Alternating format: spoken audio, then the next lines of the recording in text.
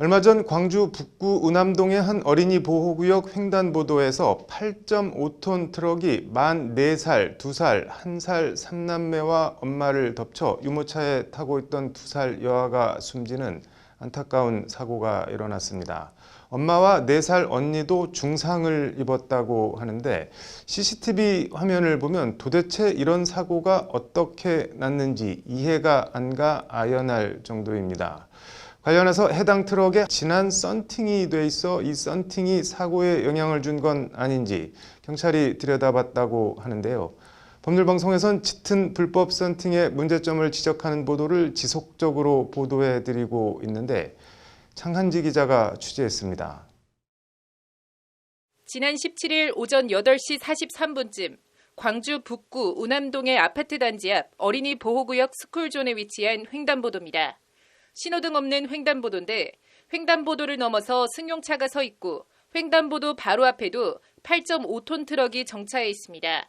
그 사이로 2살 딸과 1살 아들을 2인용 유모차에 태운 30대 엄마가 4살 딸은 오른쪽 옆에 데리고 횡단보도를 건넙니다. 반쯤 건넜는데 상대편 차선에선 계속 차들이 지나가고 있어 3남매와 엄마는 일단 횡단보도 중간에서 멈춰섭니다. 그런데 신호가 바뀌어 승용차가 출발하고 트럭도 그대로 따라 출발하면서 순식간에 3남매와 엄마가 트럭에 깔리는 참변이 벌어졌습니다. 1살 아들은 튕겨져 나가면서 크게 다치진 않았지만 유모차에 타고 있던 2살 딸은 숨졌고 4살 딸과 엄마도 중상을 입었습니다. 이쪽에 머리 유치원 그래가지고 정차장에 있었으니 거기에 타려고 피해자 얘기가 이제 타려고 관심이 있거든요. 그쪽을 쳐다봤대요. 그쪽을 관심 있게 보다 보니까 못 봐. 어이없는 스쿨존 횡단보도 참변 사고를 낸 트럭입니다. 전면 유리창 절반 가까이 하단 부분이 이른바 반사 썬팅이 되어 있습니다. 전면 유리창 하단 부분의 짙은 썬팅 때문에 운전자가 트럭 아래에 있던 피해자 가족을 발견하지 못한 건 아닌지 안타까운 의심이 들 수밖에 없습니다.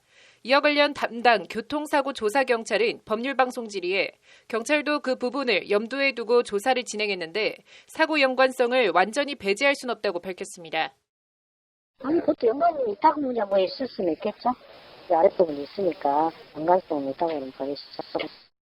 그럼에도 경찰은 사고와 짙은 썬팅 사이 직접적인 인과관계를 입증하기 어려워 결국 운전자 부주의로 결론 내리고 구속된 50대 트럭 운전자 A씨를 그제 검찰에 송치했습니다. 혐의는 특정범죄 가중처벌 등에 관한 법률 위반, 어린이 보호구역 치사 등이 적용됐습니다. 그냥 운전자 부주의에 부주의. 운전자가 그냥 썬팅하고 상관없이 볼 수 있으면 이렇게 자세히 보면 보이는데 당연하게 그냥 앞차 출발하니까 따라 출발해서 못 보고 가는 거예요. 짙은 썬팅 없이 시야가 선명했더라면 출발 전후에 운전자가 이들 가족들을 발견할 수 있었을지도 모른다는 짙은 아쉬움과 안타까움이 남을 수밖에 없습니다. 실제 전문가들은 가시광선 투과율이 40% 이하로 내려가면 돌발 상황에서 위험성은 높아지고 대처 능력은 떨어진다고 지적합니다. 중요한 건 뭐냐면 근데 이 사람이라는 게 어느 수준이 되면 급격히 뚝 떨어지는 이런 값이 있어요. 저희가 실험을 해봤더니 이 40% 기준으로 해가지고 급격하게 떨어지는. 이와 관련 도로교통법 시행령은 앞유리창의 경우 가시광선 투과율이 70% 이상 되도록 규정하고 있는데 안 지켜지는 경우가 대부분입니다. 심지어 옆유리창은 물론 앞유리창까지 시커멓게 썬팅을 해서 운전자가 전혀 들여다보이지 않는 차들도 수두룩합니다. 15%가 보통인데 혹시 그보다 더 어둡게 15% 전방을 15% 선택한 분들은 빨리 느끼고 35%도 좀 위험해요. 이렇게 차이가 많이 나니. 이렇게 불법 썬팅이 만연한데도 마치 불법이 정상인 양 단속은 사실상 개점 휴업, 손 놓고 있는 게 오래된 현실입니다. 썬팅 자체는 지금 경찰청에서는 단속을 안 하고 있어요. 어느 정도의 국민적인 공감대가 있고 거기에 대해서 단속이 이루어지는 건데 거의 10대 중에 8대, 9대 정도가 지금 썬팅 규정 자체를 지키지 않고 있어요. 여기에 대해서 이번 광주 스쿨존 횡단보도 참변 사건에서도 나타났듯 분명 위험성은 있어 보이는데 사고와 짙은 불법 썬팅 사이 인과관계를 계량적, 객관적으로 입증하기는 사실상 어려운 게 현실입니다. 분명 불법임에도 단속에서도 사고 원인에서도 처벌에서도 모두 비켜서 있는 겁니다. 윈도우 틴팅이란 게 운전자의 시야 확보와 관련된 문제다 보니까 사고 발생에 있어서 원인으로 작용할 가능성은 있지만 그게 메이저다 아니다를 뭐 계량적으로 판단할 수 있는 방법은 사실은 뭐 지금으로서는 없다고 보는 게 맞는 것 같습니다. 이런 불법의 일상화, 심지어 아기가 타고 있어요 스티커를 붙이고 정작 안은 들여다보이지도 않게 시커멓게 썬팅을 해놓은 게 외국인들의 눈에는 기이한 한편의 블랙 코미디처럼 비치기도 합니다. 애기 있는 사람이 검은색을 한다면 그건 이제 그 사람의 잘못이 아닌가. 그럼 차라리 좀 It is illegal in Korea. I never know about that. So if it is illegal, then they don't have to do it. But I think the police then have to do their job.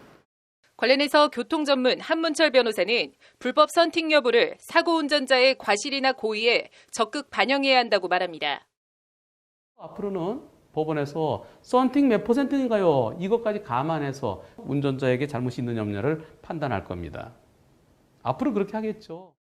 이와 함께 현재 도로교통법상 가시광선 투과율이 적절한지, 과도하다면 어느 정도가 적절한지를 점검해서 운전자들이 공감하고 합의할 수 있는 기준과 스탠더드를 정립할 필요가 있다고 전문가들은 지적합니다.